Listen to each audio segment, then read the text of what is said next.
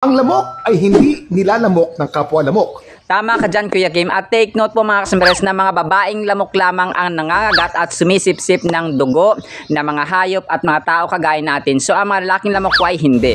Yes, only female mosquitoes bite and suck blood because they need protein in order to produce egg for reproduction. So ano ang pagkain ng mga lalaking lamok? Simple lamang po ang mga katas or juices or nectar ng mga halaman. And believe it or not, mosquitoes are the deadliest animals on the planet. Deadliest? I thought it's shark or snakes or hippopotamus or dogs. Yes, pinaka nakakamatay na hayop sa buong mundo ang mga lamok, mga kasambres, at ayon sa worldatlas.com at British Broadcasting Corporation /Science Focus ay kumikitil sila ng 750,000 people hanggang 1 million na tao kada taon, mga kasambreros. Wow, that's absolutely petrifying. At dito po sa gubat, mga kasambreros, lalong-lalo maraming kahoy, ay maraming lamok, mga kasambreros. Pero pag kinagat tayo ay sisihin natin yung mga babaeng lamok at hindi yung mga lalaking lamok, mga kasambreros. Food for our soul, Hebrews 9 verse 27.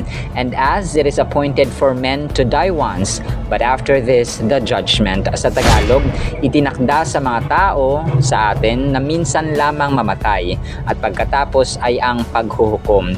Hebrews 9 verse 27. At mula rito sa Davao del Norte, yan ang konting kalamang dapat na alam mo.